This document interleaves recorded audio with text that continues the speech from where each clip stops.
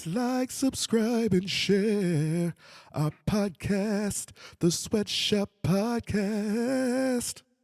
We're on YouTube, Spotify, and on SoundCloud.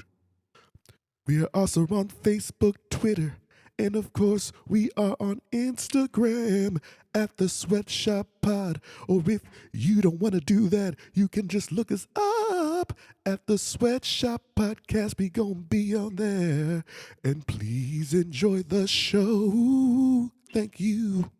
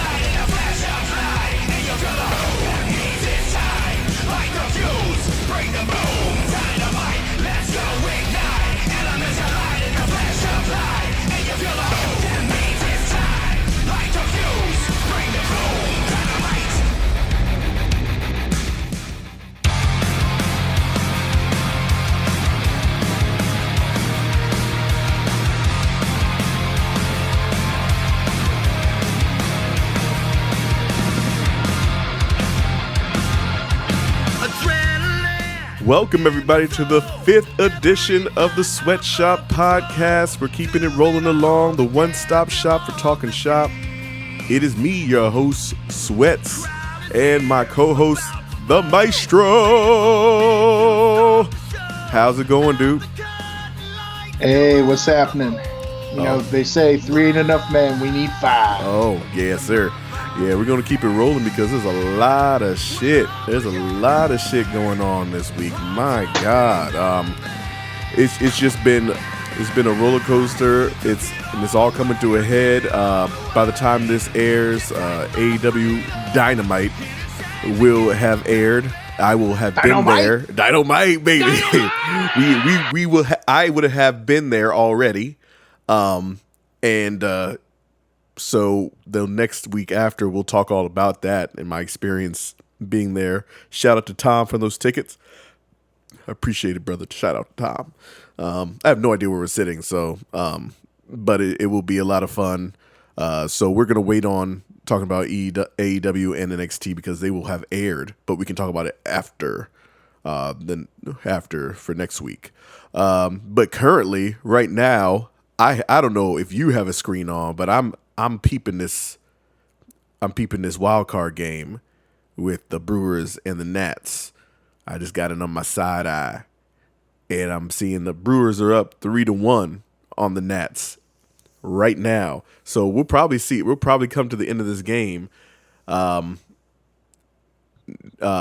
at the end of this podcast. So I'll just kind of give updates, even though it would already happened. I mean, we're watching it live, so it's cool to kind of talk about it live. So just to recap the game, did you see any of the game so far? I have not seen any of the game. I've just been kind of following the game day stuff right now. That's about all I got. So Scherzer gave up a 2-run shot early. He walked the first batter and then gave up a 2-run homer. I believe it was Grandal who hit the home run, a line drive out to right field.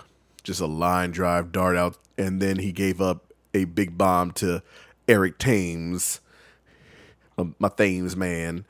He gave up a shot to him, and then so it's 3-1 now. Scherzer had a decent game, but it's just, the crowd is so pumped up into it. He looked like he was a little rattled, a little too much. Right now, they even brought Steven Strasburg in the 7th because it's that desperate right now. So they make sure they don't give up any runs because we do understand that the Nationals bullpen is hot garbage. So, they're trying to hang on by a thread with Steven Strasburg coming in. and hopefully for them they can come back and win it, and then they can say, "Hey, look, we won a playoff game without Bryce Harper." Yeah, they're trying to do everything they can to say that they won a game without Bryce Harper. This is correct. I don't know if that's going to happen. I don't know if it's going to happen, but I'll keep you updated throughout the game. Right now, it's 3-1 in the top of the seventh with one out, with Steven Strasburg pitching in an 0-1 count. I should brush up on my play-by-play announcing skills. Anyway, fuck it. I'll bring you up to the end of the game. So yeah, it'll definitely be over by the time we're done this podcast. But man, the wild card, it is, the playoff picture is coming down. It's in. We're ready for the MLB playoffs. We're ready. We have I think the times, like they had the times late. Like the times came in late, like yesterday. You know what I mean? So yeah, they finally just figured it out. Yeah, they were like, yeah, all the dates and times and stuff. Yeah. So the times came in. So the predictions that we actually had before that actually came to pass. Cleveland just shit the bed the last few days. They let the Nats just walk all over them, and then they gave them no chance. So the predictions we had, I believe we had the Oakland A's in, right? Yeah, and we did have those in already. So right now, as it's looking, Milwaukee's going to come through, because Milwaukee's been hot too, even without their best player. They've been hot even without their best player. It shows how good of a manager. What's his name? Give me my dude's name.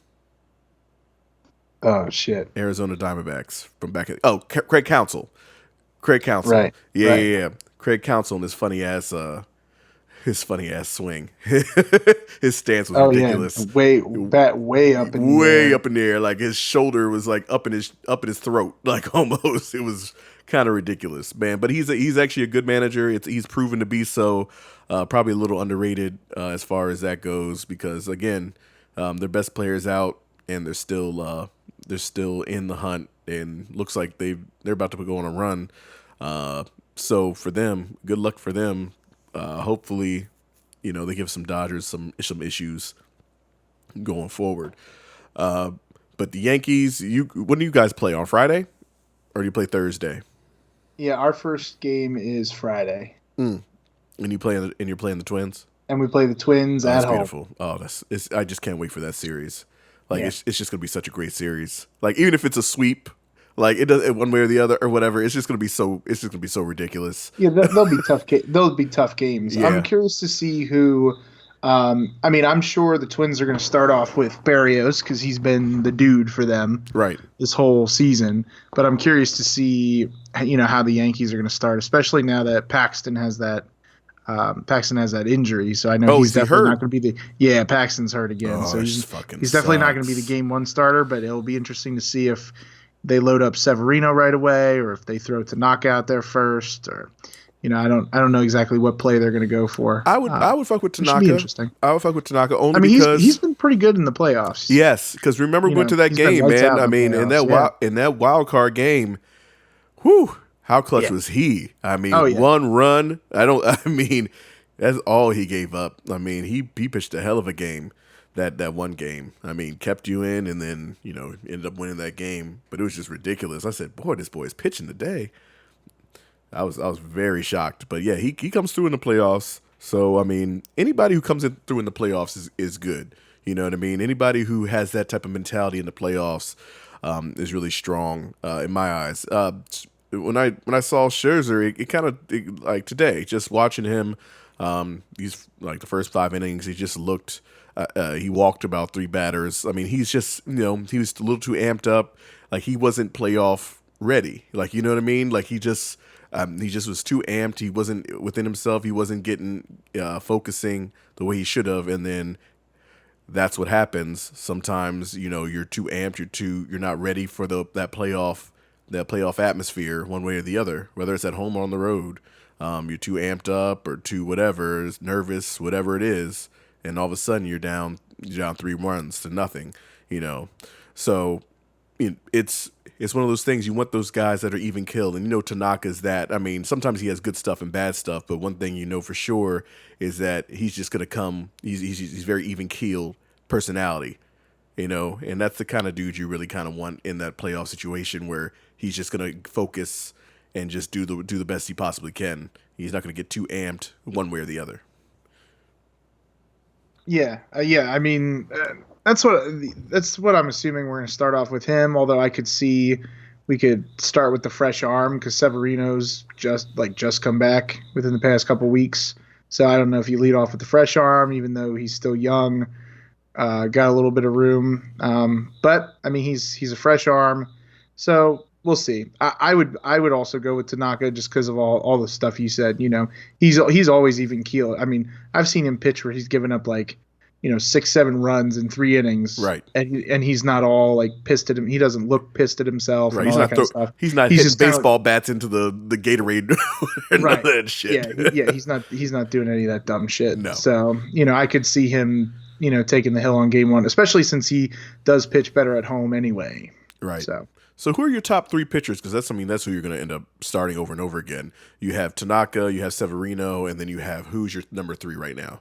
Well, I mean, it would have been Paxton, but now that he's got this injury, I'm not exactly sure how that affects his availability. What is his injury, by the way? It was something. Let me look here because he's been injured quite a few times. I'm going to mess it up. Right. What about Montgomery? He's around, right? He's back. If he is, he just came back because right. I know he was. I know he. Yeah, I mean, we could use Montgomery. We could use Montgomery. But I don't know if he has. I mean, he's been around a little bit. I don't know if he has enough of that playoff, but he's also fresh. I mean, he's not dynamic like Severino is. No, not at all. But yeah, so Paxton basically, he just had just general just kind of this soreness, which usually that kind of thing is not great. Right. When you have a guy going into the playoffs with some, I think they labeled it as dull soreness or something like that. Gotcha. When he exited, because he left the game after 1 inning. Actually, it's his butt this time. His glute. Maybe it's just precaution then. Yeah. Okay. But I mean, either way, it's something. You know what I mean? You don't want that ass tight. You know what I mean? You don't want that ass too tight, baby. No, he's not playing tight end. No. I mean, he's big. He's 6'4". No, he's a big boy. Yeah. Yeah, but so I don't know. Maybe we'll save him for game 3 or something if they massage that ass a little bit. Mm-hmm. But that would be my guess as long as he's there. I mean, J.A. Happ's been okay. Right. I wouldn't necessarily trot him out there as a starter. Same thing with CC. I mean, CC's just obviously it's his last year. Right. But I think honestly CC's better served out of the bullpen for us in the playoffs anyway. Okay. Because he's not that he might have a better chance to kind of gain some of that electricity back, if you know what I mean. Right. His endurance now, he wasn't able to throw, as hard and stuff like that. So he's had to change his mechanics. He's had to change how he pitches with more control, and he's just not the same guy because he's older. Right. But I think that might be better served out of the bullpen for us than necessarily in a starter's role, because that way we don't have to expect him to go 5+ innings. We can have him for an inning or two, be very pinpoint control oriented, just kind of a little change of pace because we do have some heat throwers back there. Mm-hmm. So I think it'll be a good mix using especially him and Hap in the bullpen. Because we still got Chapman, still got all those other dudes in our solid bullpen. Right. Kind of thrown in there. But I'd say the big 3, as long as Paxton's healthy, probably go Tanaka, Severino, Paxton, 1, 2, 3 punch like that. Okay. Who has been the best hitter in your entire lineup this year? Besides your MVP candidate, he won't win, but Oh no, he won't. He won't win. But DJ LeMahieu has been your best hitter. But who besides him? Who do you think else has really stepped up this year for you guys that could help you in the playoffs? I mean, I really thought Glaber. I thought Glaber's been great this year. I mean, he kind of, he's a little streaky, especially with his homers. Because we've always had that conversation of Glaber hit a home run. When's the next one? He go hit two. He hits them in bunches. Yes, he does. So I think Glaber is going to be a key to the success. I think some of these other guys too that have stepped up through the injuries. Gio Urshela stepping up. I mean, he's been white hot over the season. I mean, he came out of nowhere for us. I think as long as Edwin Encarnacion's healthy, I mean, that's just been a gigantic boost to our lineup because now you're protecting all the other heavy hitters like Sanchez and Judge and even Giancarlo because Giancarlo's fresh now too. Like Giancarlo's back, got Giancarlo for the playoffs. I mean, we're nearly if not at full strength with our lineup finally, and it took to the playoffs. So I mean, up and down the lineup, I really like our chances. But as far as like the best hitter over the entire season that's helped us get to this point, I think it's a combination. Obviously, LeMahieu has been lights out our best guy. Absolutely, yeah. I mean, challenging for the batting title and all this other stuff. But I think in the absence of all these other guys going in and out of the lineup, like because Didi didn't play a full season, Gary got hurt at one point, Judge got hurt at one point. Right. I mean, even Edwin Encarnacion got hurt at one point. Luke Voigt got hurt at one point. Yeah. Pretty much the only consistent guys in the lineup have been like Brett Gardner and Gleyber Torres. Like those two guys haven't really gotten hurt this season, or if they did, it wasn't for an extended period of time that they were on the DL. And we just kind of had little bits and pieces here and there, like with Mike Tauchman getting thrown in there, Cameron Maben for a minute, and I think expanding the roster with Clint Frazier. I mean, that's going to get him some postseason experience. Well, they have to shrink that roster back for the playoffs, so he might not be making that roster.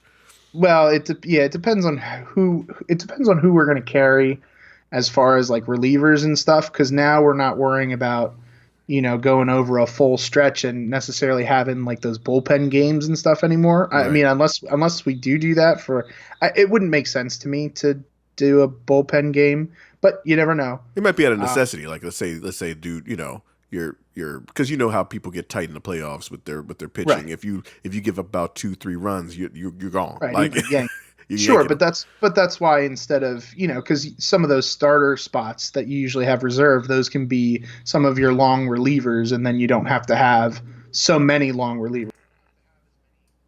Especially if you have like some of those starter places. You don't have to have as many starters, you don't have to have as many long relievers. Right. So like when you get J.A. Happ and CC as part of your long relief, instead of putting him in the rotation, you don't have to carry a guy like Luis Sessa or Nestor Cortez or even Lois Saiga on the roster, because those guys are your long relief normally throughout the season, and you won't have to necessarily rely on them for any kind of bullpen games. Okay. I mean, I don't know if they will do a bullpen game, in any of these series. I highly doubt that they will, but you never know. But you don't have to carry as many long relievers because you don't need as many starters, where normally you need 5 or 6 starters for the whole season. Now you only need 4, realistically 4 max, for an entire 7-game series. So some of these guys, even though you're trimming the roster down, you don't necessarily have to trim it down on the lineup side. You can trim it down more so from like your long relievers and even like some of the middle relief that's been kind of iffy, because you're moving some of your starters or some of the guys who were rotating between the starting positions into your relief roles. So you can kind of get rid of some of the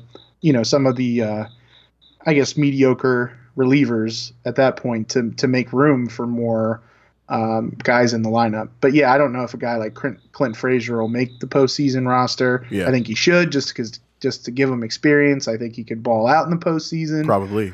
But there's also a lot of dudes that are deserving of being in the postseason lineup.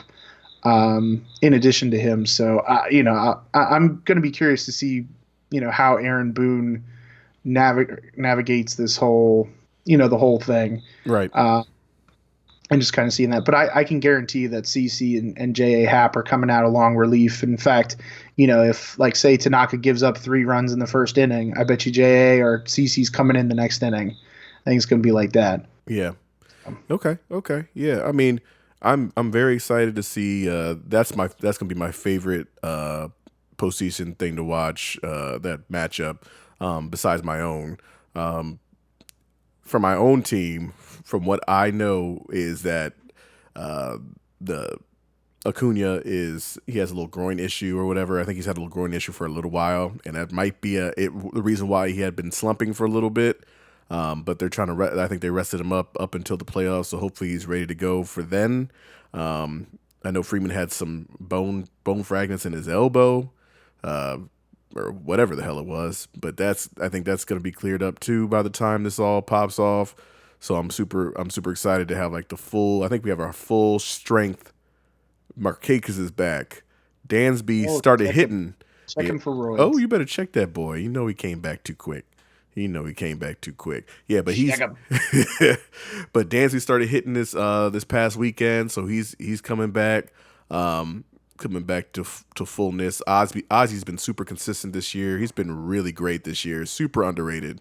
And of course, we have Josh Donaldson, man. Like, I mean, I'm super excited to see him in the postseason and see what kind of energy he brings. But the biggest thing for us is our bullpen and our pitching. Will our bullpen and pitching hold up in the playoffs? We have Keuchel.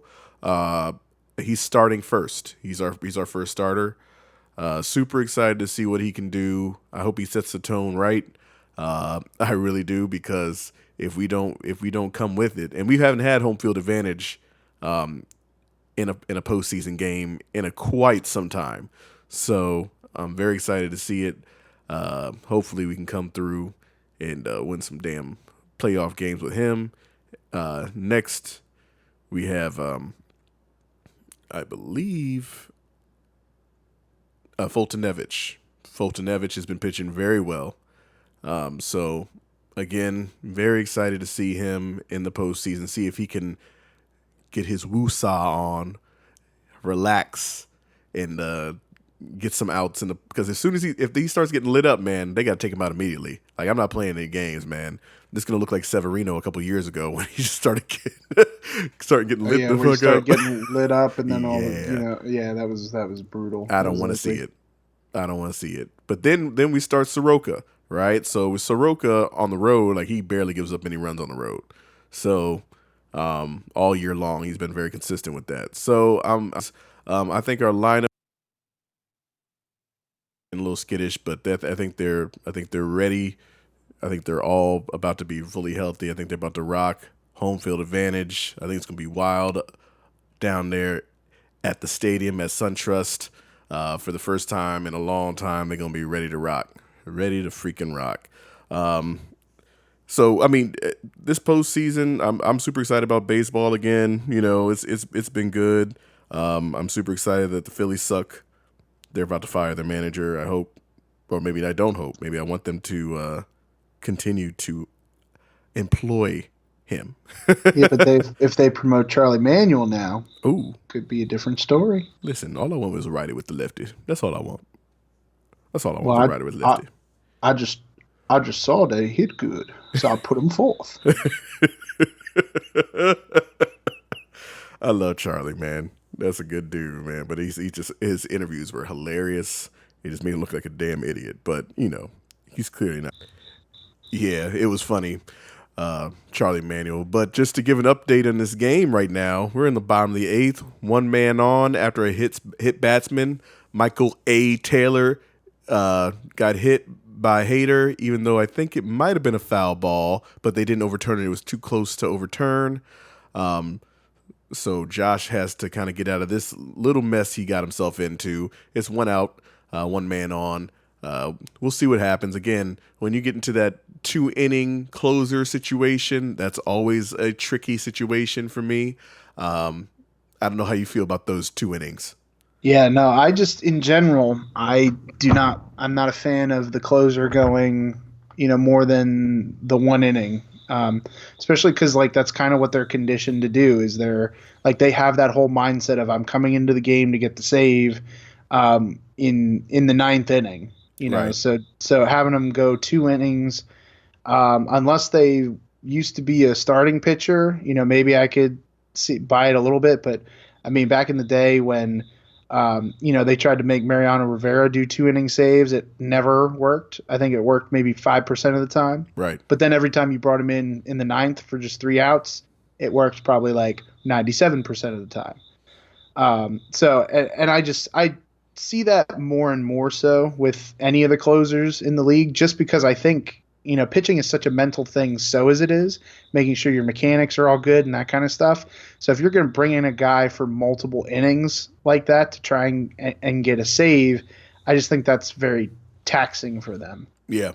So I'm not a huge fan of it. Some guys can pull it off, but I could see maybe having a little stretch of it that they can do it, and then all of a sudden it starts to fall off. I mean, like if Hader's coming in and he's done 2-inning saves before, I mean, so far it's not starting too great.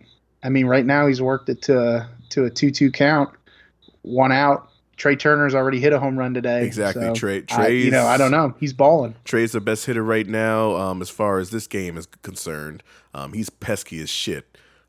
Pesky hitter. So just knowing him, the striking out situation, which he just did. I was just going to say, he's not going to strike out in this situation, and he swung at some high heat. Words. Yeah, I am eating it right now. It's not like I want the Nationals to win or anything. I'm just saying, I'm just going, damn.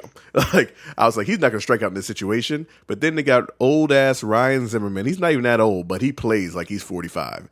Well, it feels like he's been in the league forever. Dude, like, since the Nationals started. I swear to God, since they were in – I think he was. I think he was. Yeah. And I'm talking about the old school Nationals. I'm talking about I'm talking about like we're going back to RFK. Like, yeah, all the way fucking back. Way back. Yeah. Way back. I think he's been back then. All right. But yeah, see, he's going up. They're talking to him each time about each hitter, even though you should know who the fuck Ryan Zimmerman is. He doesn't have the power he once did, but he's a pretty clutch hitter. At least he used to be. So, you just got to be careful with some of these guys, these old cats, wily veterans and whatnot. Especially that they've been there before. Absolutely. Well, the Nationals have lost plenty of postseason games. Oh, he's been there before. He's been there on these L's. He's taken more L's than Jameis Winston. I mean, everybody. Actually, Dan Orlovsky. He's then 0-16 life, baby.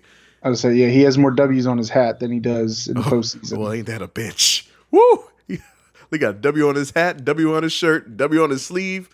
Yep. Way more. Yep. Way more. He stay winning with that. Yep. His Walgreens ass self. That's why. I think they need to change it. Instead of winning, it's wishing. Oh my. We hating on him. That's what the hard. W is. They're going to come back and win this game because of this the shit. Wishington Nationals, because they wishing they win a playoff game. Oh, my Lord. Ooh, you going in. I did. My. You went all the way in. Oh, Lord. But as we're watching this, let's talk about this NFL week, man. Let's talk about what's happened in the NFL and all this craziness. The 3-0 teams, a ton of them went down. We almost put a hex on them. We almost put a hex on these boys. on almost all of them. On almost all of them, we put a hex on these boys. My goodness. Only what? 2 survived? Only 2 survived. Now, one was only going to survive anyway, one way or the other. Let's talk about the Patriots Bills, because I'm actually super interested in your thoughts on that game, because even though the Bills lost this game, they were in this game till the very end. They were in this game to the very end. So my whole contender-pretender, ooh, it dropped. Contender-pretender. Oh, did he catch him? Oh, nope. Okay. I don't think so. I don't know what the hell. I think he just decided to run it into the pitcher. All right. Anyway. Interesting. But the Bills, the contender pretender issue, they almost made a believer out of me. Their defense did, at least, made a believer out of me in this team. They actually performed way better than I thought they were. I thought they were going to get blown out. They did not. Tom Brady had one of his worst days as a pro. What do you think about all that? Well, I mean, I said this last week that the defense is the real deal. I mean, that's what's gonna win them games, essentially. I mean, their offense is mediocre. I mean, whether you got Josh Allen back there, whether you got Matt Barkley back there, because I mean, once Josh Allen went down with that hit, and he's in the concussion protocol now. When they put Matt Barkley in, I'm like, it's not a gigantic downgrade. Yeah, he's less mobile, but I mean, he's not like. It's not like you're bringing in like Ryan Mallett, or somebody else that's just, or like Geno Smith. You're not bringing in any of those kind of guys. Like, it's not like, oh crap, here we go, or Mark Sanchez getting a butt fumble. Like, it's not that way. So as long as the defense can keep them in games, excuse me, I got to pick up some of these names I dropped. Oh my God. Excuse me for a second.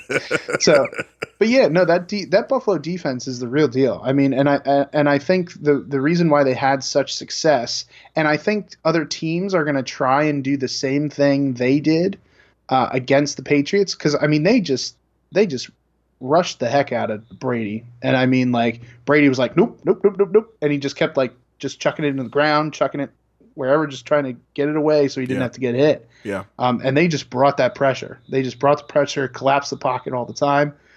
And teams are going to try and replicate that, but I don't know if all the other teams that are kind of try and replicate this have the personnel to do it. Absolutely not. No. So like that Buffalo defense is legit. They were great. They were good last year. I mean, they were good to great last year, and the offense was sputtering. Now their offense is upgraded a little bit, especially if Josh Allen comes back into the fold. He's got another year of experience under there. So like, yeah, absolutely. They made a believer out of me as well, in the fact that they could very well challenge, they could be a contender for sure, especially wild card purposes, because I mean they're still 3-1. Absolutely, they're only one game behind. Oh yeah. Patriots. I think that was kind of like, every season the Patriots have at least one game where they just get absolutely humbled. Whether it was like years ago that Saints game where they just got drubbed, right? Or like Kansas City before Patrick Mahomes where they just got their asses handed to them, or the Lions, I think last year, when they just got their asses handed to them. Right. Like, we usually have that one game, and I'm thinking that could be this game, because even though like we still came out with the win, that was ugly. Like, it was an ugly win. Very ugly. And the only reason we won, it was not because of the offense. I mean, our defense is all. I think our Patriots defense is also legit. It is legit. In that way, and that really kept us in the game, and keeping them to 10 points where they kept us to 16. I mean, it was just a battle of the defenses, but you have this upper echelon quarterback in Tom Brady, and that defense was still pressuring him and getting to him and making him have a terrible day.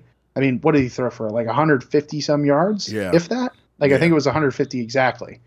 And it was not, and it's not like he only threw the ball 5 times. So, I mean, he had a bad day. I mean, and because they just brought the pressure. And so if they can continue to do that to all the different teams they face, it's going to take maybe like a Drew Brees to beat them, where like he just gets the ball out so quick. Right. Or like some of those quick strike plays, maybe those kind of teams will get them with that kind of style they're playing. But I mean, that defense is nasty. Like, that's a nasty, nasty defense. So I could see them winning a couple more games just because that defense is so nasty that their offense really doesn't have to do a whole heck of a lot. Just don't turn the ball over. Yeah, but as long as you got Frank Gore back there, you can just keep plodding him out there. Oh yeah, I mean, give him 30 carries, he'll rush for possibly 100 yards. If you give him the 30, 35 carries and make sure you keep the ball out of your quarterback's hand to not turn it over. Right. You might have found a formula here, Buffalo. Oh my! You might have. Look at that. Look at that. Yeah, I'm giving mad praise. Mad praise to the Bills. It had me on the ropes. It did. Had me on the ropes. I was like, oh no, because all it takes is just one touchdown, and I'm like, I don't know if we're gonna get that opportunity to come back. They might have done what they did to the Jets on us. I was like, God damn it. Right. I thought it was coming, especially in Buffalo too. Like it's a whole different ball game. I'm going to be curious when we face them again, but now in New England, toward the end of the season. That's where I'm going to be curious as to how those things shake out. If they're going to have that same kind of scheme, and if the Patriots have game planned for that, or if that defense is just so nasty, it's not going to matter where they play. What happens? Yeah, it happens sometimes when the line is like that. Absolutely. The other team to drop. The L.A. Rams. Ooh, my God. What the hell was this? 55-40. Jameis Winston looking all world out here with them 55. And here we go, ladies and gentlemen. Juan Soto, and he had an error, and the bases were loaded, and everybody's going to score, baby. They ought to take the lead, and they just did. They did, and then they got him in a rundown. That's okay. That shit don't matter. But the run scored. The run scored. It is 4-3 Nationals. Juan Soto, the new love, the new Bryce, except he actually delivers. Oh, look at him throwing beer and shit. The game is not over, ladies and gentlemen. The game is still. Only the end. It's the end of the eighth. It's the end of the eighth. They got one more inning to pull this off. Oh, that dude missed the ball. Just a straight up error. Oh, just some straight up error. Oh. So the Nationals look like this. This is a big time for him. That is a huge error. So now it is 4-3 Nationals. Big time at bats by all those players in a row. Zimmerman, Rendon, those two took the walk, and then Soto delivered with the base hit and then an error, which caused the last run to score, making it 4-3. Woo! Wowie. So wow, that was crazy. That was a crazy little end to that. So as we were talking, let's dive into this. This sweat stat dive. We're gonna go deep in here because what Jared Goff did was and whatever Sean McVay was thinking is the most absurd shit in the history of all shit. Let me explain this to you. Oh, yeah, this is ugly, fellas. So, Jared Goff was 45 for 68. Whoa. I'm going to repeat. 45 for 68. Now, that's actually a decent, percentage, okay? Yeah. For 517 yards. So far, it's sounding wow. First of all, why would you throw the ball damn near 70 times in a game? That's a mistake in general. Then it's 517 yards. Okay, fine. But then we get to this bullshit. 2 touchdowns, 3 interceptions. That's bad. That ain't going to get it done, family. No. Only took 2 sacks. He only took 2. Yep. Okay? And the 1 sack, I believe, was a sack fumble into a touchdown at the very end of the game. I think that was that last one that basically iced the game for them because they had one more. So he would have ended up throwing 70 plus times because he was on the drive. But thank God the Bucs put him out their misery so they could get rid of that nonsense.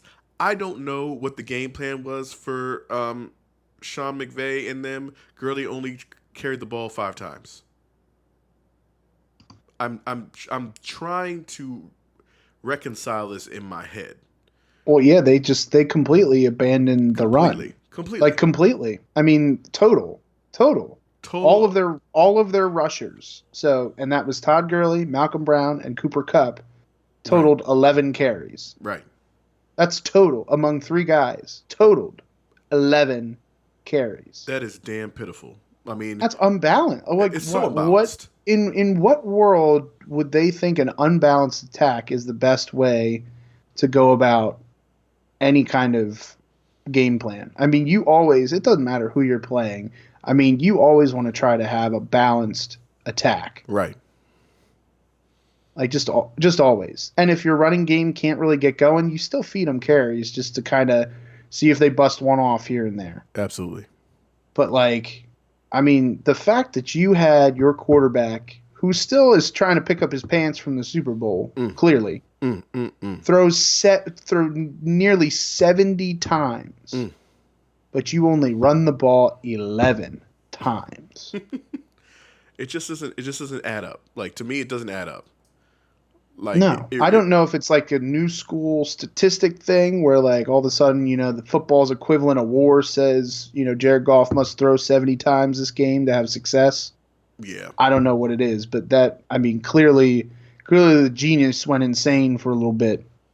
I think so.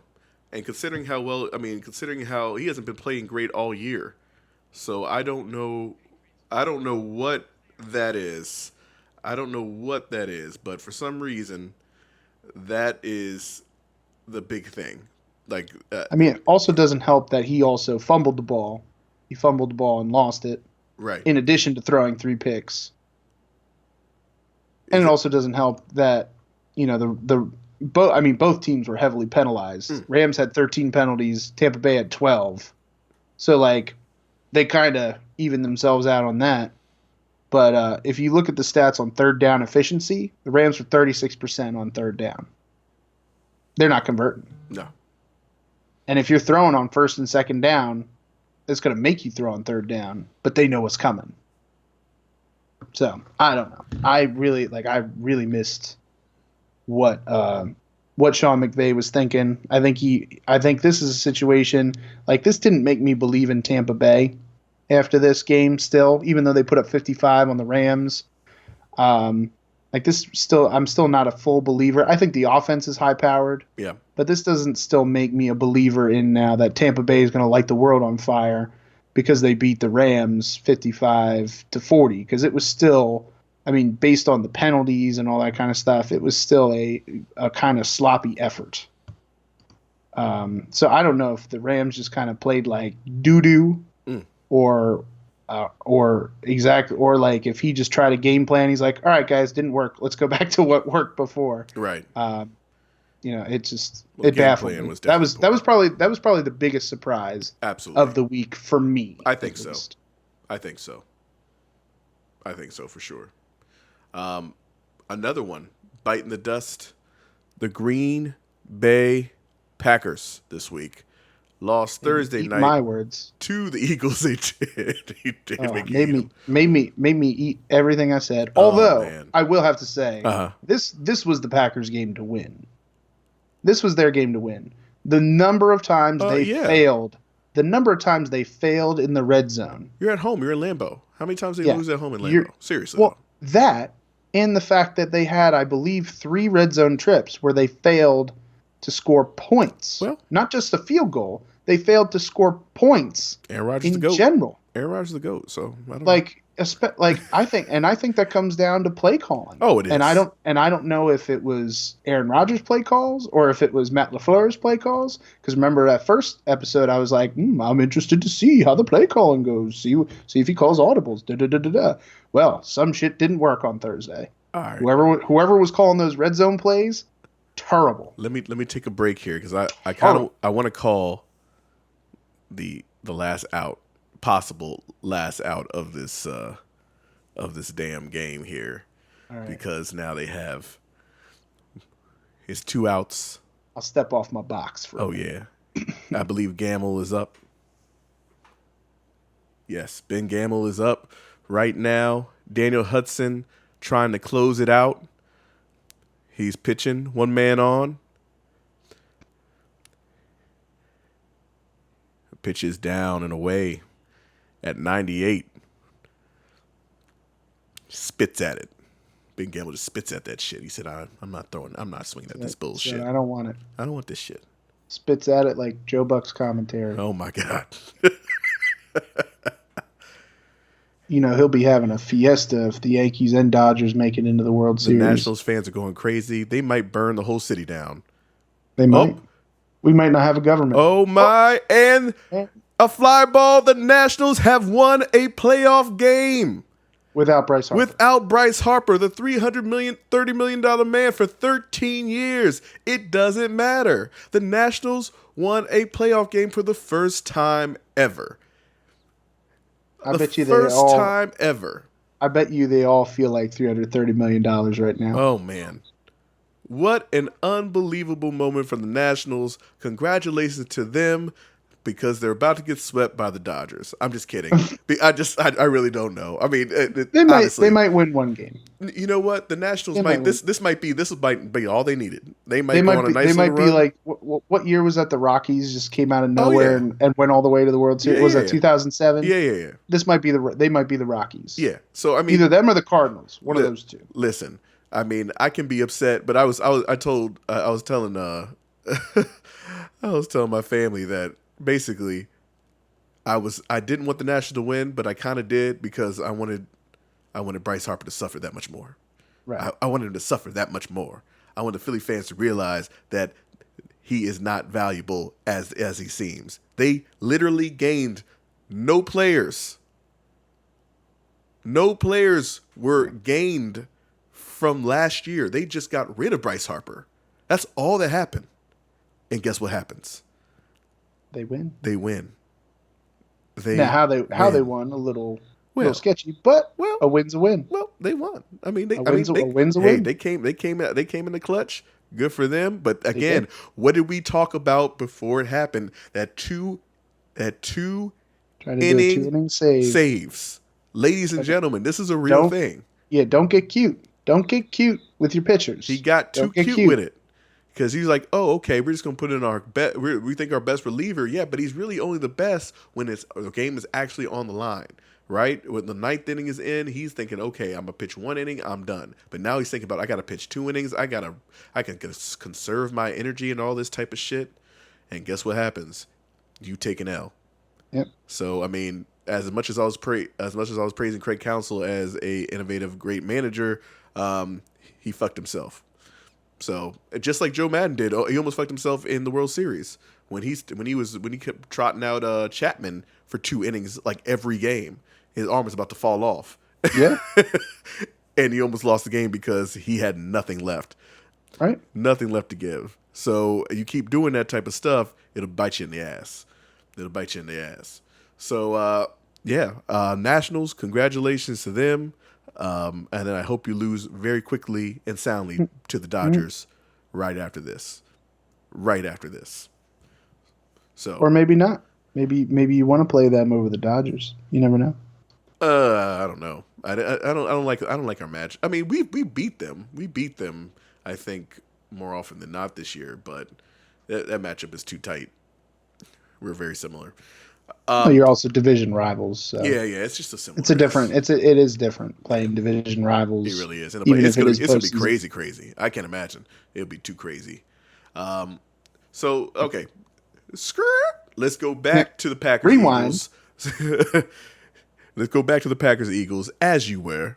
Yeah, and how they basically gave up the game to the Eagles. Mm-hmm. I'm not trying to take anything away from the Eagles because they did. I mean, they started out slow. Like usual. Yes. But then they started to pick it up again. Yep. And they ran the ball. And then they ran the ball. They finally used Jordan Howard. They finally used my man Jordan Howard. And look what happened. That's all they needed, baby. Look what happened.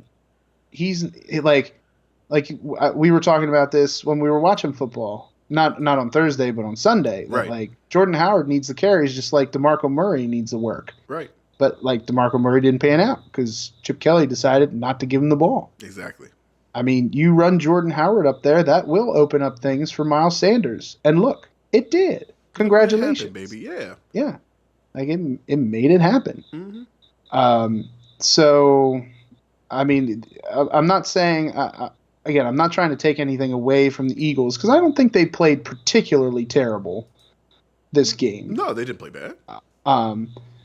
But I think the Packers had this game because I mean, if you look at total yards, I mean, Philadelphia had 336 yards total. Green Bay had almost 500 total yards. Right, they couldn't cash it in. So just from there, and they were even at that. They had more yards per play by a full yard. They were averaging more yards per play. But I mean, you had an interception. Like Green Bay threw an interception. Aaron Rodgers lost a fumble. They got sacked. They even had more time of possession here. Green Bay had the ball more than Philly did, but yet they scored. And Philadelphia had more penalties. Right. So all of those things work in the Green Bay Packers' favor, and they could not seal the deal when they got into the red zone. Right. They just couldn't do it. And especially that last call where Aaron Jones on first down runs to like the 3-yard line, and then it's second down. Why do you not feed him again? Like, that's the game-winning touchdown right there. You don't feed him again on second down. Instead, you decide to pass, and then look what happens. There it is. Pick. Done. There it is.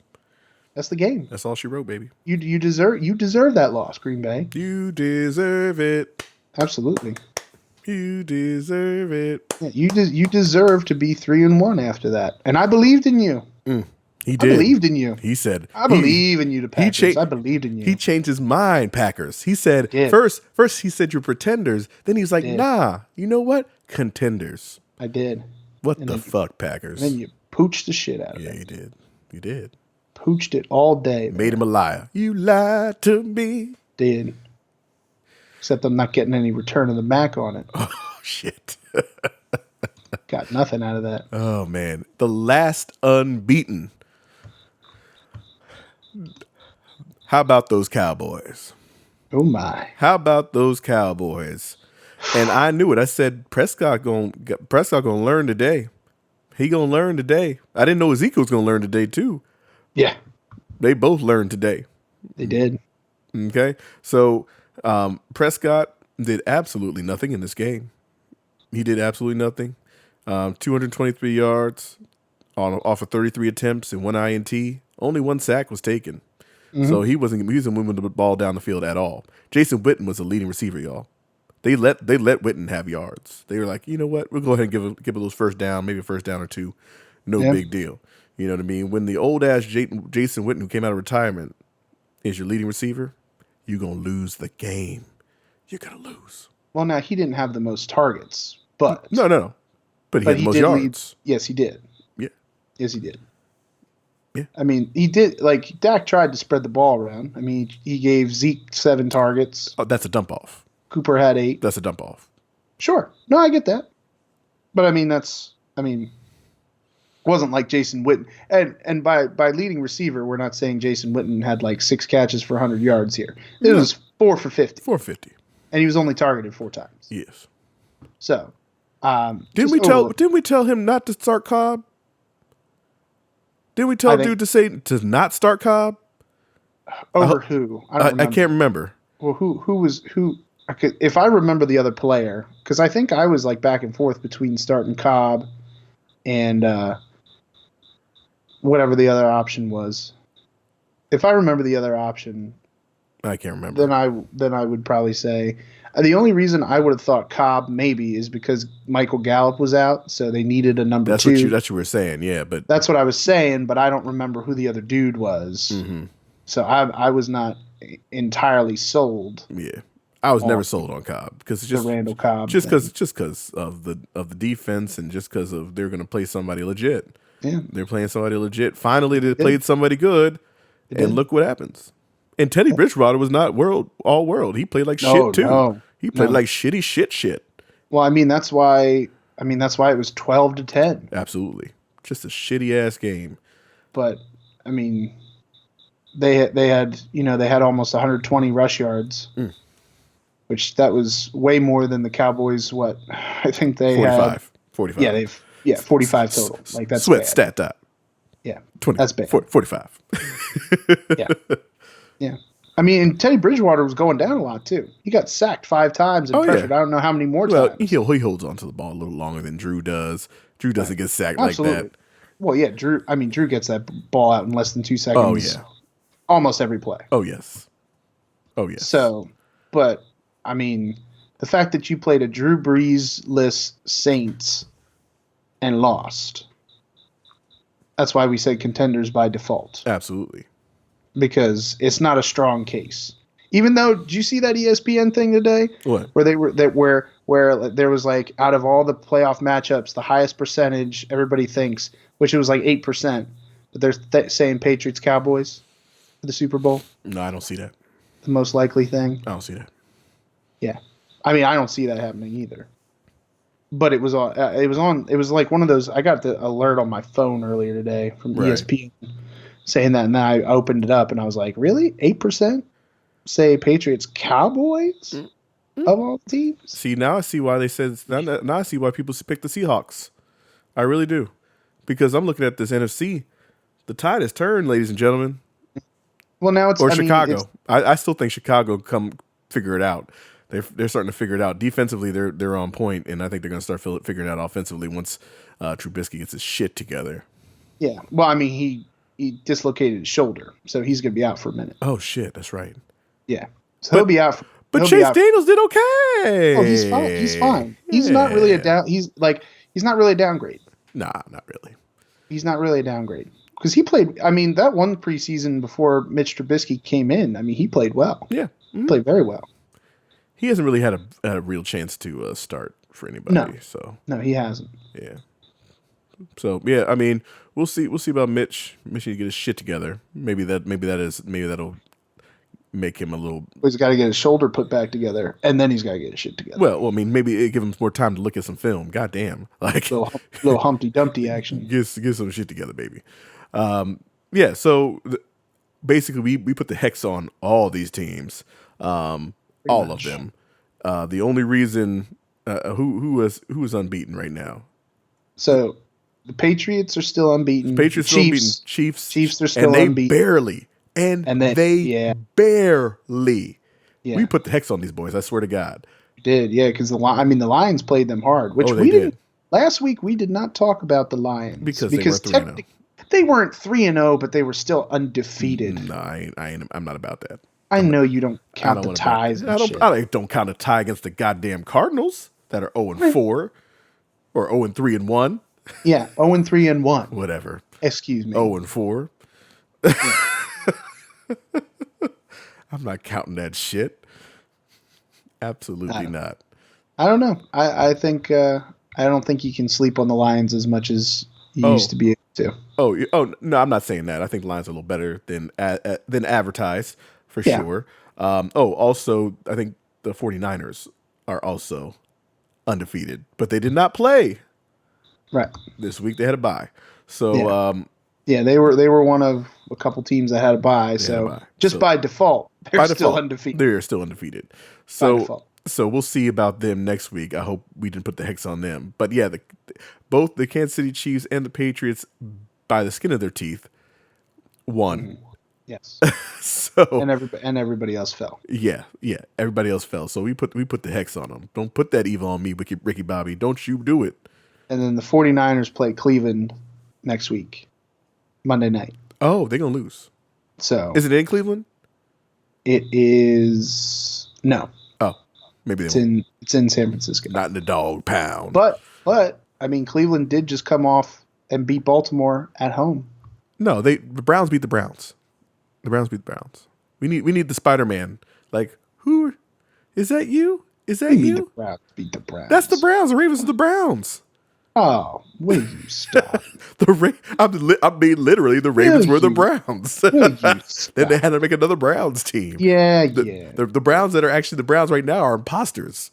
The real Browns are the Ravens right now. That's the actual team. He moved the fucking franchise. That's fucked up. That's fucked up. All I know is Nick Chubb moved all the hell over the Ravens. I'll tell you that. Oh yeah, he did. He busted everywhere. He busted Chubb everywhere. Everywhere. That's the chubbiest I've ever seen Chubb in my life. Yep. My God. All right, cool. I mean, let's talk about this dude because I just want to get it over with, and I just don't want to even see him in his ass in the league anymore. Well, you won't. At least this season. Well, I mean, I just in general, I just don't want to see him. Like, I'm tired of him. Perfect. I'm tired of seeing his ass. Like, I'm tired of doing this every single time with this dude. I feel like every year, Burfict shows up or whatever and does some stupid shit. Just every year, maybe it seems exaggerated. I don't know, man. But every year, Vontez motherfucking Burfict does the same shit every year. I don't understand. I don't understand the dude. I really don't. He's been in the league so damn. I feel like he's been in the league forever, but I don't think he has. How long have you been in the league? I have no idea. I mean, he's been in a while because he had a long stay with Cincinnati. Yeah. I mean, but he's had a lot of dirty plays. Like some, I mean, Ndamukong Suh has had some plays that are like, oh, that was fucked up. Like stepping on Aaron Rodgers' crotch. Exactly. Stuff like shit that. Like that. But I feel like Vontez is trying to kill people out there. He looks like he's straight trying to murder people out here. And that's a whole different vibe for me. Like, Suh just gets angry and just like does some shit like. But he's been relatively quiet. He's been passive because he got older. He understood. Yeah. He starts to understand. Right. But like this dude, every year he seems like he's just like one hit away from literally murdering somebody on the field. Like the hit was so unnecessary, I like it. It angers me every time I see hits like that. Even in that Eagles Packers game, the running back, who was out that game? Somebody got fucking crushed that game. I think it was backup. But, Jamal Williams. Yeah, Jamal Williams. Yeah. Oh yeah, he got cracked on that one. He should have been kicked out that game. Whoever laid that hit should have been kicked out that game. I thought that was way over the line because the dude's being held up and you going full force head first into somebody. Like, what are you doing? Like, the rules now. I mean, when they first implemented these rules, maybe like I want to say like 5 years ago, 6 years ago, something like that. Yeah. It's been a while. 5-6 years ago, they implemented these rules. I'm talking about leading with the head and the helmet, right? These are things that are not supposed to be done. Now, the first year or two, okay, it's hard to get yourself out of that mindset. I get that. Like, you're used to tackling, you're used to hitting a certain way. It takes a couple years to get out of that mindset. But now we're on year like 5 or 6. And you don't see those type of hits anymore in the league, really. But except from like a few people. Like, so like, I don't understand. Like, and most of the time they're accidents. Like most of the time they're accidents. They're and true accidents. Like a dude's not necessarily leading with his head, but then the guy ends up ducking down and it just happens to be helmet to helmet contact. Right. Like there were a couple of those this week, I thought. That I was like, all right, he was trying to lead with the shoulder, but the heads collided. Right. But at the same time, especially with all these rules in place, I don't even know if there is a right time to lead with your shoulder anymore with how these safety rules and stuff are. I mean, and I was talking to, in fact, I was talking to a buddy of mine this week about this whole Burfict hit and stuff. And the fact is that anymore in this league, and just in general, the best way to get a ball carrier down is to tackle them by wrapping your arms around them and trying to get them down. So these dudes leading with their shoulders, you're automatically putting yourself at a chance to have a helmet-to-helmet collision if things don't line up exactly right. Now, they won't call a helmet-to-helmet. See, this is what I noticed.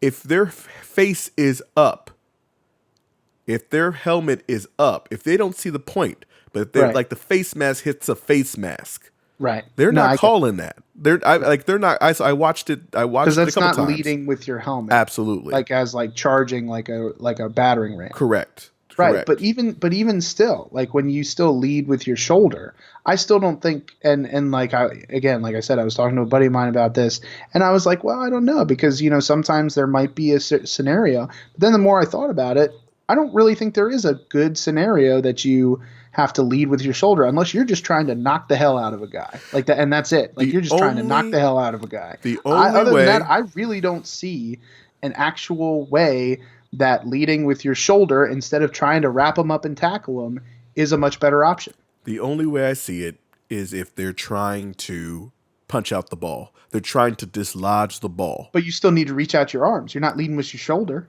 Oh no, but I'm saying no, because if you're dislodging the ball, like it's like that hard part of the body where they're just trying to dislodge completely. Like sometimes they don't punch it out. Like not everybody's Charles Tillman and a peanut and like just punching the ball out. A lot of times, you try to swipe your arms. Like most of the guys, if you're trying to get the ball out, they swipe their arms down to knock the ball. Oh, I'm not talking about that. I'm not talking about that play. I'm talking about the play where they catch the ball and he's turning around. Yeah, and he's trying to dislodge it with the hard part of his body. That's the only time I can see that being a reason for doing that, is because they are trying to literally dislodge the ball. How is it more efficient to lead with your shoulder that way? I still don't see it as being more efficient. I don't know if it's efficient or not, but I think that's the mindset. You know what I mean? The mindset is like, okay, he just caught this ball. I'm going to surprise him by like just nailing him and trying to dislodge the ball. Why not lead with your knee? Well, I don't know. I'm just kidding. I don't know. Better try something else. You better try something else for real, because they're going to call this shit every time. Like, and it frustrates the shit out of me because, like, our team's been flagged for a couple personal fouls early in the season, and it's like I'm looking at these guys like, come on, man, like, stop with this shoulder and the helmet shit, because that's what's happening. They're leading with their shoulder, and the helmet is hitting the helmet. Right. And they're just trying, and it seems like they're just trying to hit the guy. It's not about trying to dislodge the ball. Right. They're trying to send a message. Try to knock the hell out of the guy. Now, it's supposed to dissuade them from trying to come over the middle. Like, and that's what used to be back in the day, right? Like, so guys didn't like to didn't like to run those routes in the middle of the field, right? Like, because they're going to get fucking crushed. Like, some guys just did not like that shit, you know, especially with those safeties back in the day, just kill you. You know, safeties come back. I mean, they would just kill you. So now it's a lot easier to do that. But there are other ways to kind of like send that message. You know, you can send that message differently nowadays. So we'll see. I mean, I think with Perfect, his shit was late. First of all, his shit was late. It was way late. So, I mean, that's the shit that bothers me with Perfect, is because he does shit late and unwarranted. Like, you know, the guy, I mean, just ridiculous. I mean, coming full spear helmet. Like, what are you thinking in 2019? That is the last thing you should be doing. Yeah. The absolute last thing you should be doing. Jesus Christ. But yeah. I just read something too for Perfect, as you know, as we were doing research for this stuff, that apparently due to, like, you know, because it seemingly he does this almost every year. Right. And over the course of his career, he's accumulated over $5.3 million in fines and forfeited salary. Oh my God. Because of all the different violations he's had, as far as, like, you know, all these dirty hits and stuff like that. $5.3 million. That's crazy. That's a lot. That's insane. That's a lot. It really is. And he's been in the league since 2012. That is insane. So, I'm sorry, folks. That's insane. Like it's well, not quite nearly, but almost $1 million a year. Almost $1 million a year. Probably $800,000 a year. Yeah. Some shit like that. We'll say $750,000 a year, just for easy numbers. Crazy. Just because you hit somebody late, or you want to do some dirty shit. Like, right. What's the purpose? What's the mindset? I just don't want to get it. But I just don't want to see him in the league anymore. I'm tired of Perfect. I mean, unless Greg Williams compensated him for it. But oh fuck. Oh my. Oh my. Yes, I went there. Oh, good Lord. Good Lord. Yeah, but that's the NFL pretty much this week. I'm not even going to talk about the fucking Falcons. Not going to do it. Yeah, they don't really deserve our time. No, they don't deserve my time. They don't deserve my time at all. So I'm still going to support the team, but I'm not talking about the game. We are 1-3, and they suck. Yeah. So they're bad. They're bad. Falcons bad. You're gonna have a bad time. Should have pizza.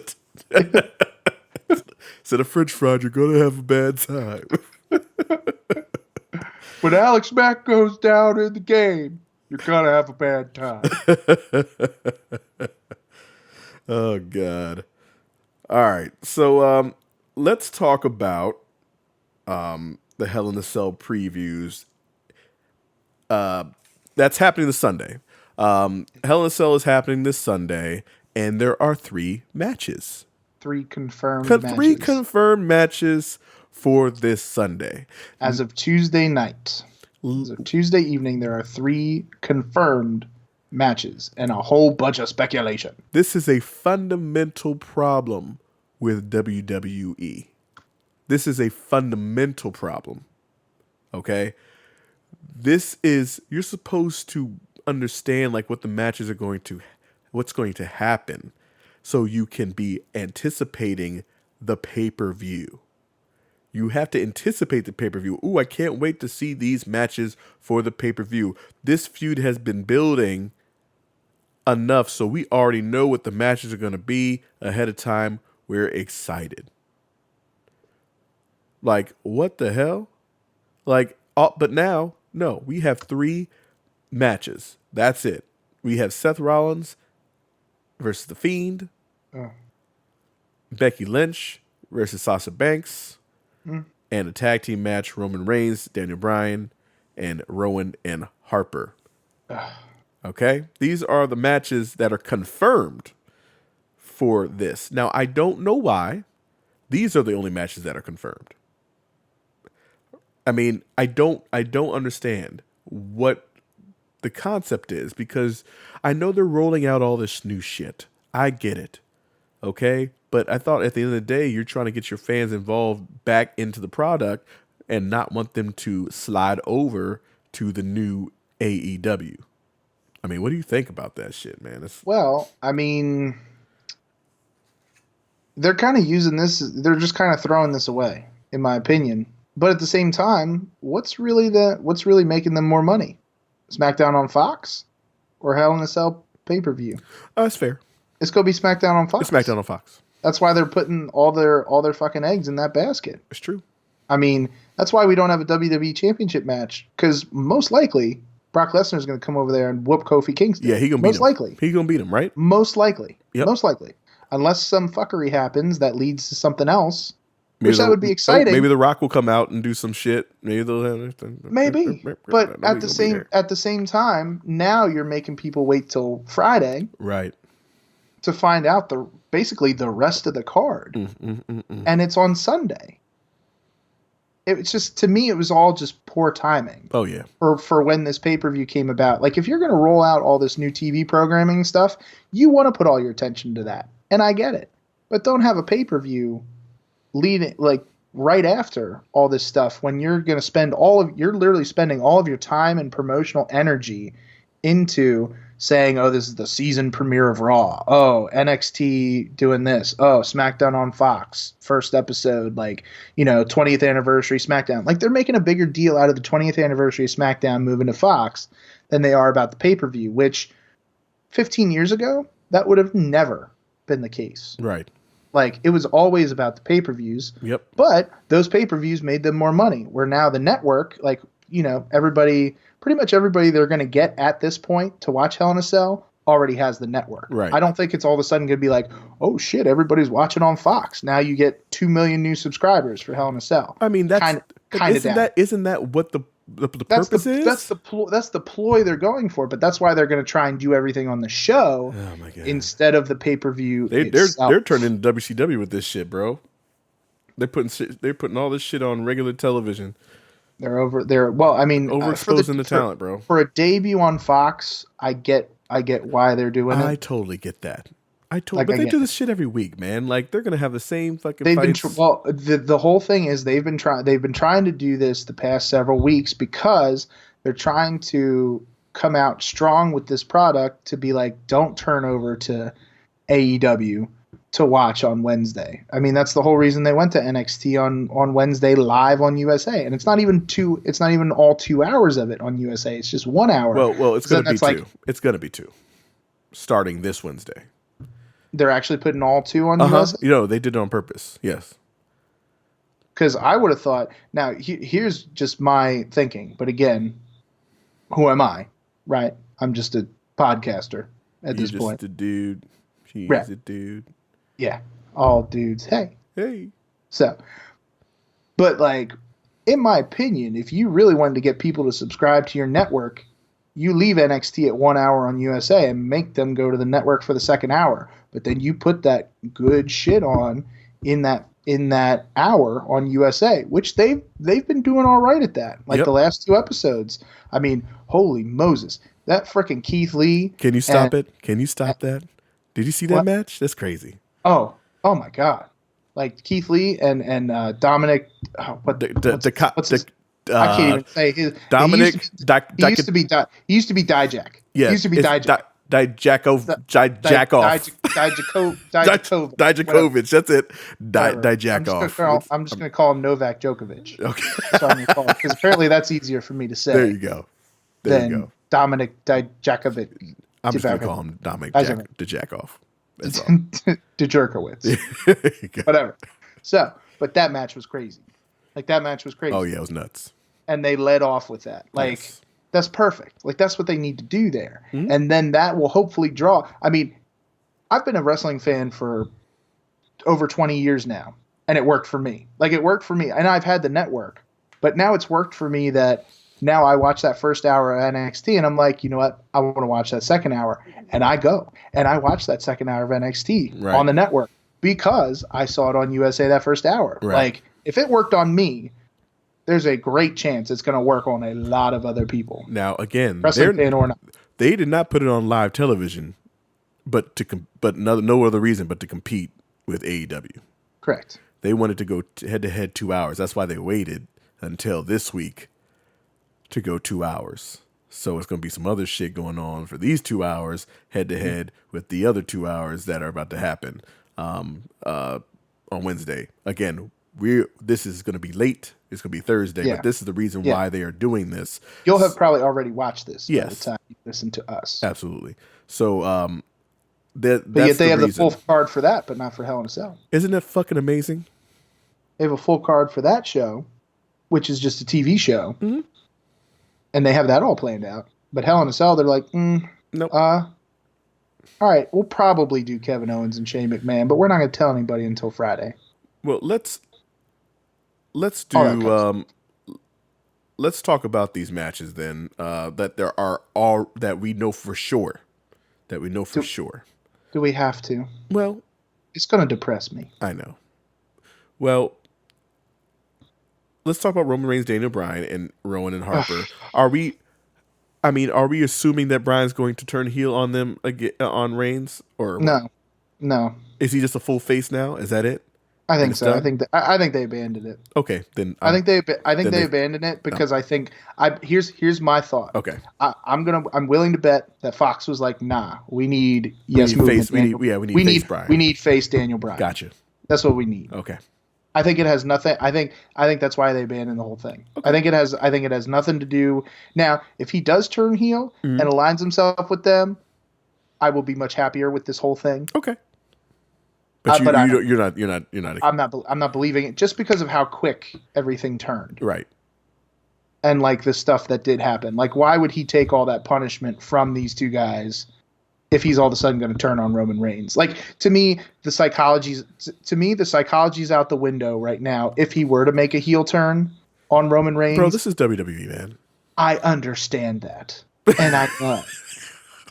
But I'm talking about, to me, psychology, which, like, there are others out there that do have a brain and think like this. So the fact that they think we don't remember these things, because then they're like, well, why did Daniel Bryan just take a beating from them if he's aligning with them anyway? Like, it makes no sense. I mean, could I see them doing it? Yeah. They've done it before. Absolutely, they have. They've done it many times before. Yes. And guess how many times I've liked it? Zero times. Yeah. No times. If I had a dime for every time I liked it, I had 0 dimes. So I just have a feeling. I just have a feeling that if they are going to do that heel turn, it's going to have no psychology to it. I'm going to hate it still, even though I would have just loved him just straight up healing it the whole time, and just bringing Luke Harper with him the whole thing. But in my mind, I'm willing to bet that that Fox wants face Daniel Bryan. Because, like, really, on SmackDown, who else is your top faces besides Roman Reigns? That's full time. That's full time for SmackDown. I mean, I know they're going to change Kofi Kingston. up. Bam. Nope. Bam. Yeah, that's going to put the seats. Bam. Bam. Bam. As much as I love them, they're not drawing people to Fox. They might be. No, they're not. They're not. They're not there. They're not there. They're not there. You're so racist. I'm not though. Like, it has nothing to do with race. You were so That's racist. The sad thing. No, it has nothing to do with race. It really doesn't. Oh God. Now, how they book them, it has everything to do. Oh yes. Oh yeah. Oh yeah. All right. Becky Lynch, Sasha Banks in hell, in a cell. I hope Banks wins. Otherwise, what is the point? Yeah, but again, this could also be a thing.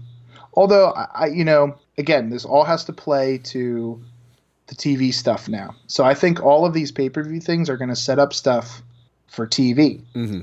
So Becky being Raw Women's Champion, I think if Sasha wins here, fuckery or not, then Sasha's top heel on Raw, Becky moves to SmackDown because Becky's the man. She's on SmackDown, top woman, top face woman on the brand. Like, I think that's what they're using this pay-per-view for, is to set up all these moves for SmackDown on Fox. Right. Basically. That's what they're doing here. And so I could totally see her winning. And I'd actually like to see her win.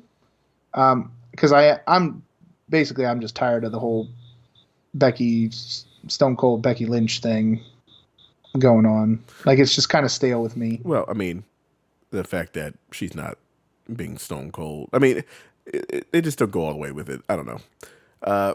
They just don't go all the way with the whole situation. She still panders. All right, enough of that. Mm-hmm.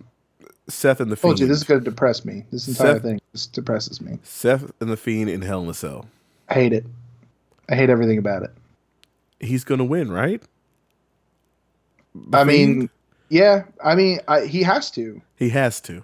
He has to win. He has to win. Or else they just completely destroy this character. Completely shit all over all the hot momentum he has. Absolutely. But then if he wins, they still shit on it because now he's the champion. How are you going to credibly make him lose? Well, you can do it in better in good ways, but they. I'm going to wait. I'm going to wait for that to happen. Well, I mean, unless he's going to hold the title every for time Brock Lesnar long. Listen, every time the Undertaker lost, it was always some crazy fuckery. It was always some crazy shit. Yeah, well, like I think 8 guys came out, in, shit like that. You know what I mean? When the Undertaker lost, Chuck Norris, and Chuck Norris wasn't enough to stop it and all that. Yeah, right, shit like that, exactly. But Undertaker was also a face, right?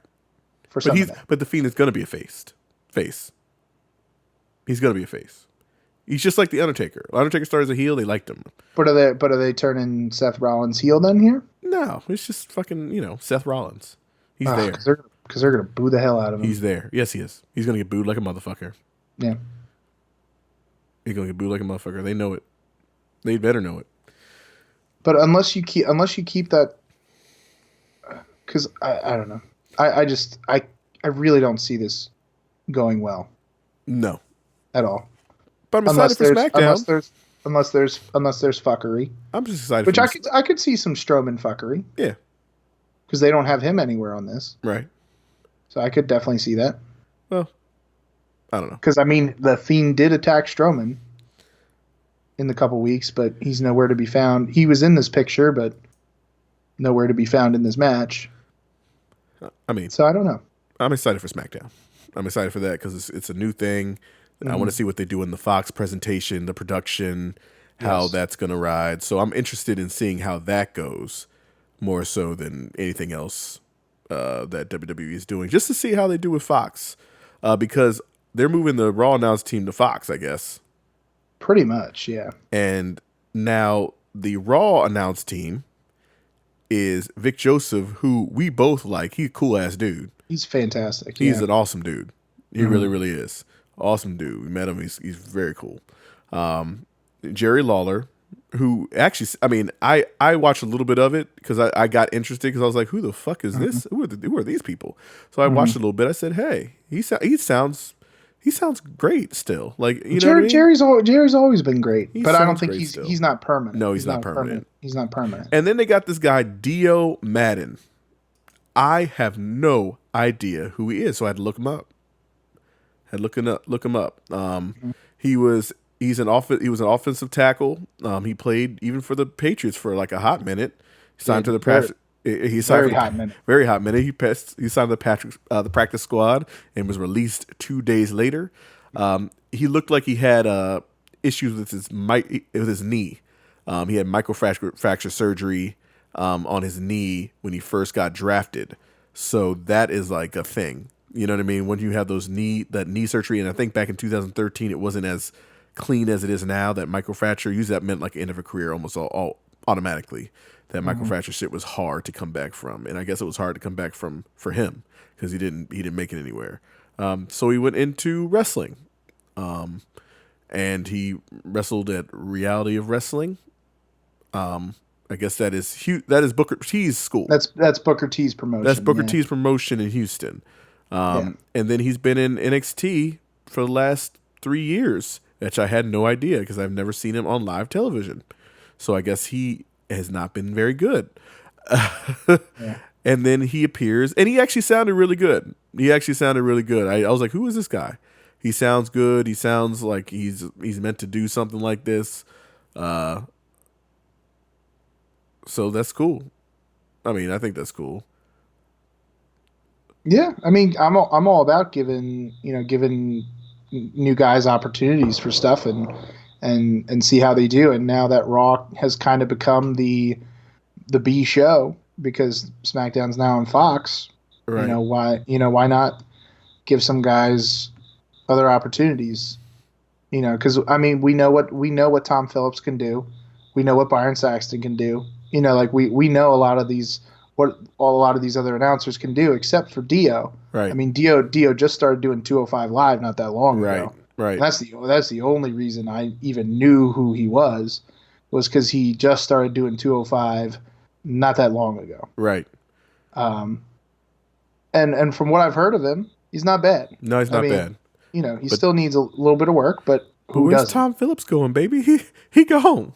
Well, no, he's not completely gone. Where he going? He's they're apparently word on the dirt sheets and stuff. Yeah, is that they're actually trying him out in like a producer type role.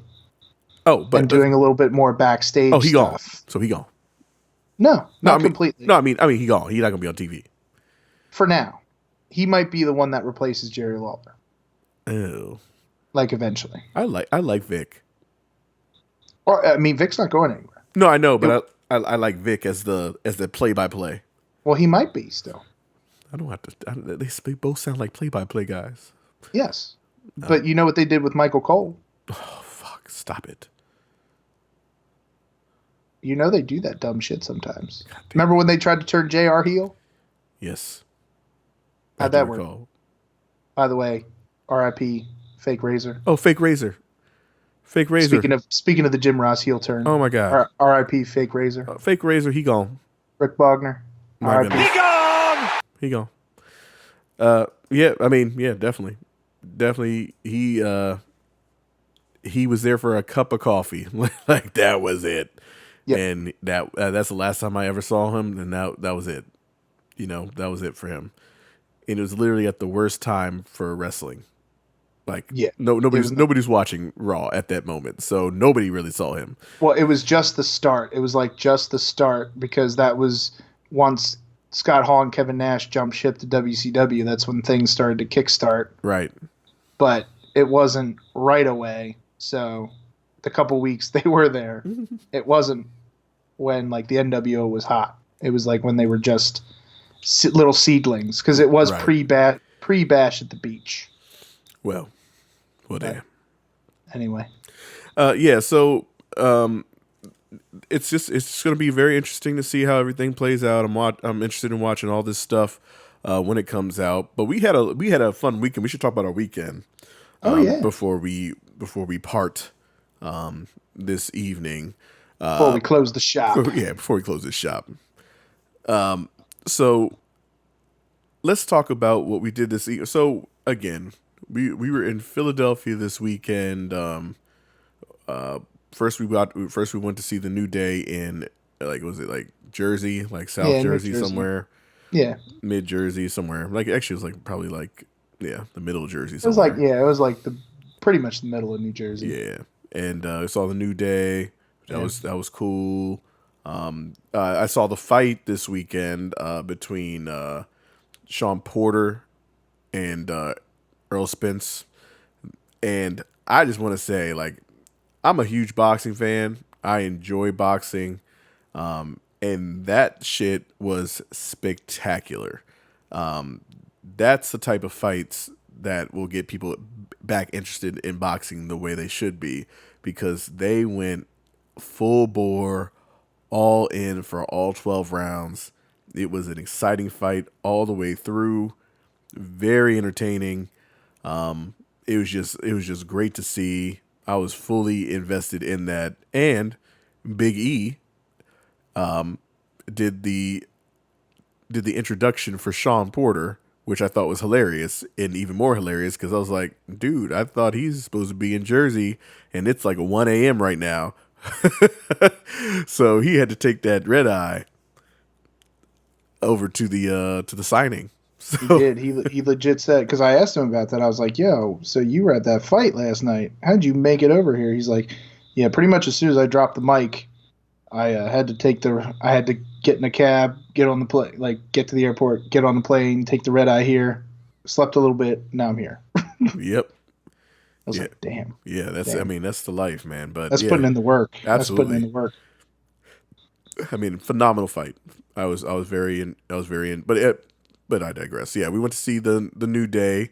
We went to watch some football at where we see Miller Ale House. Yeah, the Miller Ale House down there. So Miller Ale House does it right, bro. Mm-hmm. We've been trying to find places. This Miller Ale House shit, they got it together. It was perfect. They really got their shit together, bro. Yep. There's just no other way to fucking even slice or dice it. No, we need a Miller Ale House closer. Yes, we do. Because that shit was, first of all, the food was good. The service was great. The service was great. And she was cute. Yeah. Which also helped. She was great and she was cute. And it was chilling there. It was just chilling there. Thoroughly enjoyed it. We watched our games, and then we walked on down to the ECW arena and saw my girl Rhea.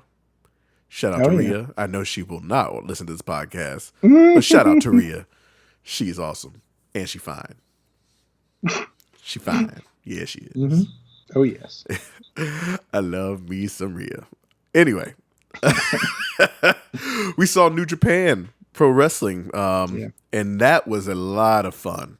It wasn't as serious as it was more basically like a house show, but it was a lot of fun. Yeah. Yeah, no, I thought it was a ton of fun because, usually when you watch New Japan, you get a lot of the serious type fighting stuff. It's very smash mouth, strong style, all that kind of stuff. And you kind of got to see them have a little bit more fun than you're used to seeing out of a typical New Japan show. The quality of the matches were not like, Dave Meltzer 7-star in the Tokyo Dome type things. They were still good matches. It's not like they put on garbage matches. But it was just kind of neat to see most of those wrestlers like Tanahashi and even like Ishii and stuff like that in a little bit different scenario than what you're used to seeing them on like the TV and like the pay-per-views and stuff like that. Right. But they still put on a damn good show, even though it was basically like a house show. The Rock and Roll Express. Can we talk about the Rock and Roll Express? Oh, we can talk about the Rock and Roll Express. These 60-year-old dudes. Oh my god. Getting in the ring with these New Japan people, right?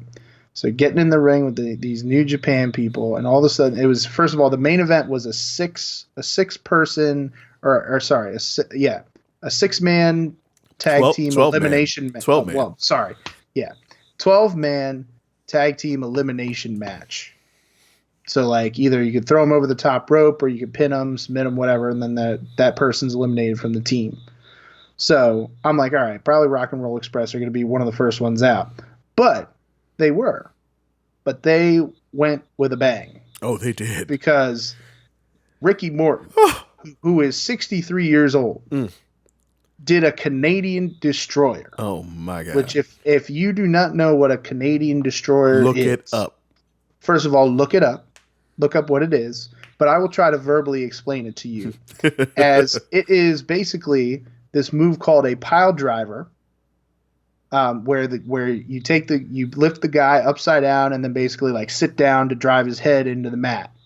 But instead of just a regular pile driver of like picking him up and then sitting down driving his head into the mat, this Canadian Destroyer, you actually flip. You do like a front flip and take his head with you and drive it into the mat. So as you're doing this front flip, you're taking the dude with you and driving his head into the mat. And the 63-year-old man did this move. It was amazing. Still. Biggest pop of the night. Oh, by far. Biggest pop of the night. It was great. That was amazing. It was one of the best things I've seen. Absolutely. And I've seen Teddy Hart do a Canadian Destroyer off a dude's shoulder. Well, I literally got off my seat for that. I was like, oh no, he didn't. Yep. Teddy Hart. Good God. That boy's crazy. Yes. But yeah, that was a ton of fun. Really enjoyed seeing the New Japan guys. It was just overall a lot of fun. Just sitting there hanging out, and it wasn't overly long. Like I think it was just the perfect amount of time, to be honest with you. Yeah, it was like 2.5 hours. About 2.5 hours long. It wasn't overly long, nothing too crazy. Which was perfect amount of time. And plus it started at 5. Like it was perfect. Like it wasn't super late, anything like that. Just ended right when it should have ended. Then we had a little nightcap went back to the Miller Ale House, had a couple of drinks. Right back. Yes, we did. Right back to do it right. Yep. We had a little something at the Miller Ale House. It was a ton of fun. And then we left probably around halftime because I had to get the fuck home. It was getting late. I was getting tired. We were up early that morning. Jesus. Well, we were up. I mean, I was up at like, because I was leaving from down in Maryland, because I was at the Penn State Maryland game. Which, that was a drubbing. But go State. Yes. But so I had to be up. I was up at like 5:30. Yep. So. Yep, I got up around 6. I got up around 6. Which for a weekend, that's early for me. Oh yeah, well yeah, I got up around. We were there. We were out. We were up majority of the night. Like we were almost 24 hours. If you really think about it. Much. So like, by the time I got home, I was dead tired. The next morning, I was not ready. That's for damn sure. I was not ready. Mm-hmm. My recovery time is slower and slower by every passing year. Getting old, bruh. As you get older. Getting old. I just want to bring this up, man. I don't know. I feel like I should because this is just crazy. The world is crazy. But I'm not a politician. I don't get into politics. That's not my thing. It's not my deal. I don't care. But Trump getting impeached is like trying to get impeached is hilarious to me. Like they trying to impeach my dude. It's hilarious. God. Like I just want to bring it up only because, everybody gets so hyped up about like Republican and Democrat and shit like that. You know what I mean? And I'm not like a super liberal guy. I don't claim to be a super liberal. I am a black man. But I'm not like a super liberal person. I'm like a pretty moderate dude when it comes to everything. I'm like, yeah, like when it comes to laws, like I see both sides of a lot of stuff. I see why one side would think of this or one side would think of that. You know what I mean? My deal is like with politics because I don't pay attention at all. Like I barely watch the news at all. But when I see something, it kind of just chuckle. It makes me chuckle or it makes me sad or whatever it is. But basically, it's a moral thing for me. It's morality. For me, it's a moral thing. So when I talk about like morality when it comes to like people like Trump or whoever it might be, it could be anybody, it doesn't matter. Like, are you a moral person? Like, you know what I mean? Are you a good dude or are you not a good dude? You know what I mean? So when it comes all down to it, is Trump a good person? You know what I mean? And to me, from what I've seen pretty much his entire existence, he's not. You know what I mean? He's just not a good dude. You know what I mean? He's not a good person. So for me, I'm happy he's getting impeached. Now, if he was a good dude, you know what I mean, getting stuck in a bad situation or whatever like that, then it might my opinion might have changed, But for all intents and purposes, I think it's pretty consensus across the nation that he's not a good dude. Like, I mean, morality speaking, you know what I mean? But he does great things for the country. But he's not a good person, man. Like, he's looking out for him, not for anybody else. He's not looking out for you. Right. Everything's been a service to him. Everything he's done has been of service to him and not the greater good of the American people. Absolutely. And that's my only issue. That's my issue with him in an overall consensus. I mean, that's nothing to do with Republican or Democrat. If you're a Republican person and you have a good candidate, I will vote for them. You know what I'm saying? Like, I will vote for dudes that are good people. Like, if you're a good person, I will vote for you. Like when Hillary and that dude were up, I had to grind my teeth and vote for Hillary because I don't know if she's like totally good. You know what I mean? I just thought she was not as bad as Trump. You know what I mean? You kind of had to take the lesser of two evils. I had to. You know what I mean? I'm not saying I'm a Trump. I'm not saying I'm a Hillary supporter because I'm not. You know what I mean?